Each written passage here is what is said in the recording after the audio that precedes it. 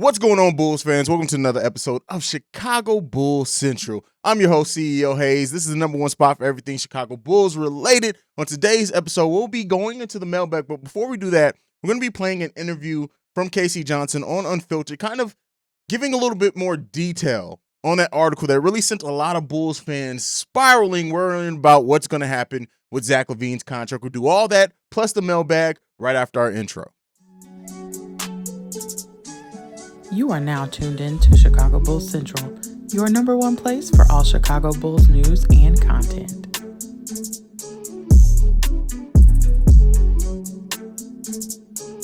All right, Bulls fans. So, Casey Johnson was on Unfiltered where he added some clarification to the comments from his column that really did send a lot of Bulls Nation worrying about what's going on with Zach LaVine. Now, for many of you, after playing this clip, you're going to still hold on to your feelings because the one thing that I'm noticing with Bulls Nation, a lot of you guys have preconceived notions about what needs to happen with Zach LaVine's contract, and no matter what's said, you're going to turn it into supporting whatever your preconceived idea is, whether you think that, oh, the Bulls really don't want to pay him the max, that's what it is. Oh, Zach LaVine really, he's tired of playing with DeMar DeRozan. I'm going to tell you guys one thing. Anybody who thinks, and this is going to be another harsh, this is almost a Petty Roosevelt statement, but anybody who thinks that Zach LaVine seriously is considering leaving the Chicago Bulls because he doesn't want to play second fiddle to DeMar DeRozan, you're a fucking idiot. And I'm just going to state that right there. Zach LaVine had less than 1.5 shots, less than 2 shots, less than DeMar DeRozan per game. Listen, there's no issue. Zach LaVine tried to do it by himself. He knew how hard it was with the team that he had around him. Do you really think, anybody who really thinks, like, I'm going to say this right now, anybody who seriously thinks that there's issues with DeMar DeRozan and Zach LaVine, you're a gossiping ass man and you're fucking sorry. That's what I'm going to say, and I don't give a damn how you feel about it. But let's go ahead and get into this clip from Casey Johnson. I would say that the perception around the league, and look, Zach started this himself, as we all know, with his exit interview with us in late April, where he said he's going to go into unrestricted free agency with eyes wide open and take his time making a decision. So you can say that's a negotiating ploy, and certainly there's that element to it. But the perception around the league and what you hear from teams and the people that I've talked to, executives from other teams, is that, you know, the perception is that he's mildly gettable now. I mean, I think the safe money, as I say, close my column with, is still that he's going to be back with the Bulls. But there's certainly a growing sentiment that, you know, he's going to go into this situation with eyes wide open and consider other teams. And you're going to see more rumors than have already been out there. You've already heard teams like the Lakers, the Trailblazers. I threw out the Mavericks and the Hawks in my column today. So there's quite a bit of speculation about his future out here on the Combine. All right, so Casey Johnson really adding in a lot of color to his column, saying that, you know, and basically was what some of you guys said, and I can't remember exactly who said it. I want to give them their credit, but, you know, saying that, hey, Casey Johnson is a writer. It's off season. They have to write about, and I'm not saying that Casey Johnson didn't hear that. I'm not saying that Casey Johnson didn't or made up or embellish anything. I'm sure that that's what he had, but like the color that he added to it, at least in this interview, was just saying that these are conversations that are happening around the draft combine specifically. Now, he did say that, you know, that's the framework of this, and that's missing in some people, even in my own video for yesterday, is that I miss speaking on that part of the framework of the column, is that he is saying that these are conversations that are being had around the draft combine, not coming from Zach's people, not coming necessarily from the Chicago Bulls, just saying that these are conversations that are happening around that combine. This is what other people are talking about. And that makes sense, right? It does make sense that Zach LaVine is one of the biggest free agents, if not the biggest free agent in this offseason. So it makes sense that those conversations are happening. It also makes sense, per Zach LaVine's comments before, that, you know, he is going to listen to offers to other teams. And, you know, some people may take that as being disloyal. Some people may take that as, hey, Zach should just take this deal, the max deal from the Chicago Bulls. Why are you taking other meetings? But at the end of the day, this is one of the biggest business decisions that Zach LaVine is going to make. This deal, potentially, if he signs the full max contract for the full length that he can, it's going to take him all the way through the exiting his prime. Now he's still going to be hopefully a solid basketball player after that. But this is one of the biggest situations. Really, the only time that Zach's really owned his own destiny in every time he's been interviewed about the subject that the maximum contract is important to him. And I think that also plays into what we were talking about before, Pat, is that he wants to be wine and dine. He wants to be shown love. And so he's going to go through this process, hear from some other teams, review all the situations. The Bulls do have the ability to pay him more than another team because they can go an extra year. They can also go higher percentage raises. So, again, my safe money at the end of the day is still on the Bulls. But I always say in free agency, it's not over until that contract is signed and the ink is dry. So in his NBA career, he didn't control who he was drafted by. He didn't control being traded to the Chicago Bulls. Even in that restricted free agency, yes, he went out and went to go find his own deal, which he signed an offer sheet from the Sacramento Kings, but that was the Bulls doing basketball business. That was them avoiding nickel and diming Zach LaVine and really getting into a war over the numbers of the contract and basically said, look, Zach, whatever deal you can go out and find that you feel comfortable with, we're going to max that. I mean, we're going to match that. And what that did is that avoided Zach LaVine in his contract, the current contract that's just that he's exiting now, it had injuries provisions in it. The Bulls did not have to worry about having that conversation with Zach LaVine's agent and Zach LaVine himself and getting into the nitty-gritty of that because the Sacramento Kings wrote those injury provisions into his contract. So when it's all said and done, this is basketball business in many different ways. And you know, it is even Casey Johnson saying in that clip, in that interview, that he still believes that Zach LaVine is going to be coming back to the Chicago Bulls. And a lot of people miss that in sensationalizing that article. And so when it really boils down to, when it all comes down to it and everything's ending, Casey Johnson still believes that he's one of the most tagged in people. And just like the people who, hey, Casey Johnson's one of the most, yeah, you got to listen. He says Zach LaVine's leaving. Now that he added some color to that, what do you guys feel about it? Does that change your outlook on it at all? I will say that him going into a little bit more detail on it did kind of a little bit change my outlook on it because, you know, just reading the tweet first off, and then, you know, what I could from the column, it did make it seem like, hey, Zach, it's not looking good. Whereas now he added some more to it. It makes it seem much more, you know, reasonable and a much more common thing when a player is entering unrestricted free agency for the first time and maybe one of the last times meaningful wise as far as getting this amount of money for their career. But I want to hear from you guys down below. What do you think is going to happen with Zach LaVine? And this is going to be something, like I said, I've said it before.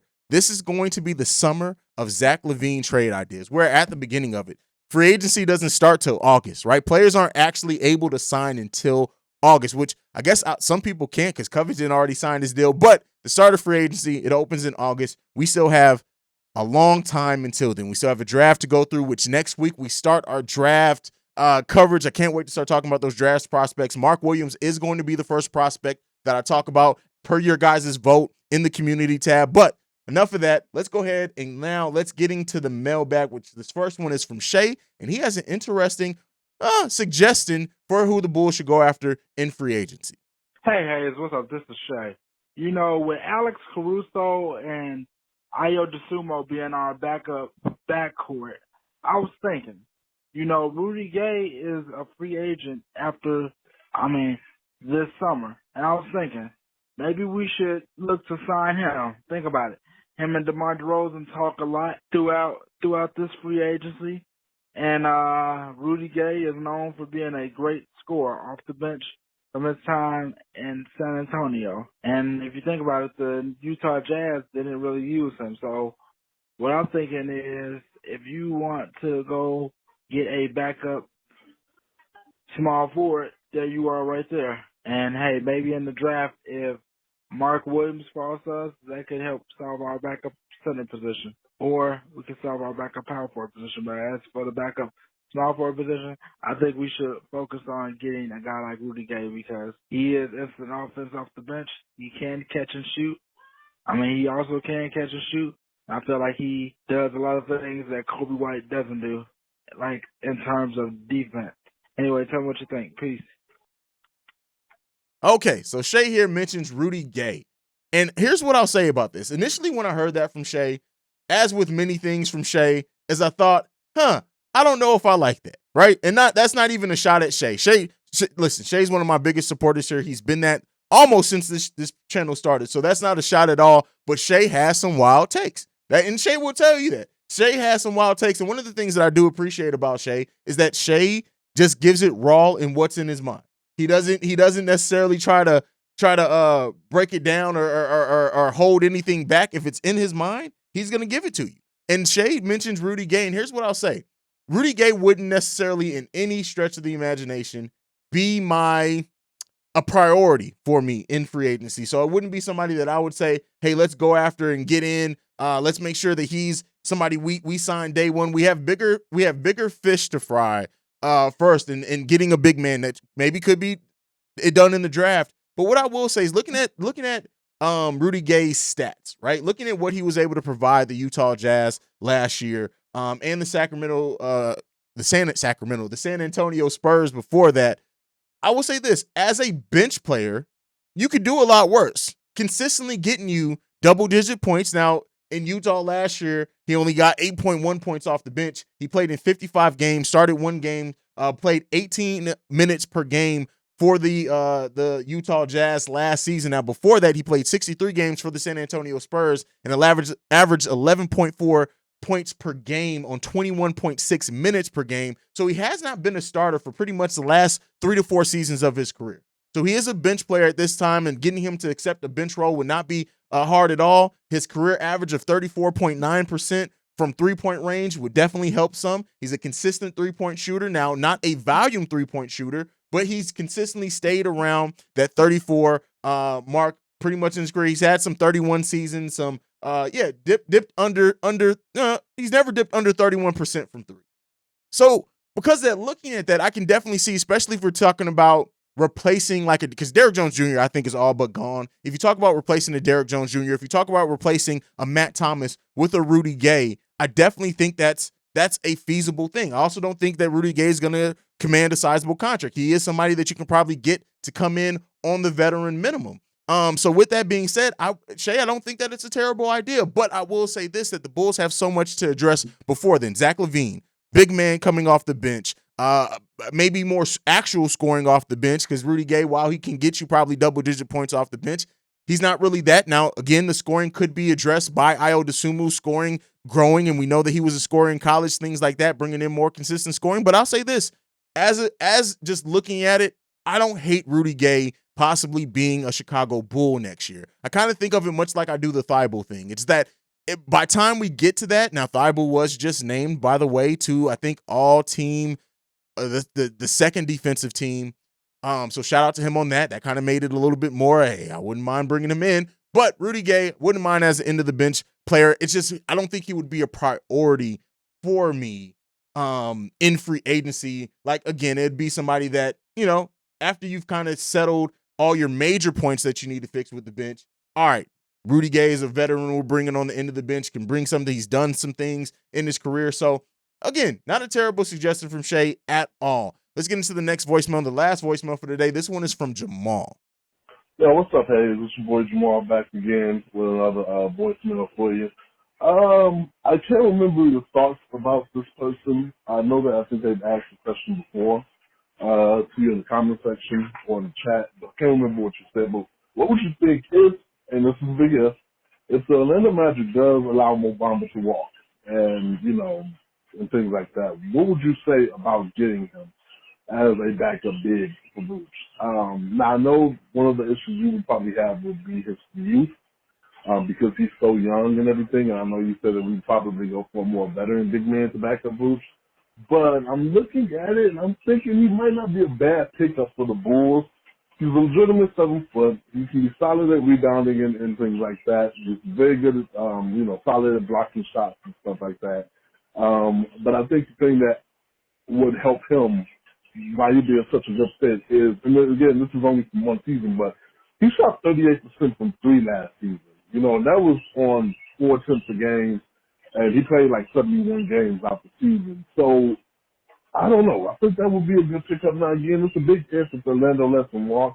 And then there's even bigger ifs depending on how much he's going to want in the market. So, of course, I'm not saying that we should break the bank to get him and things like that.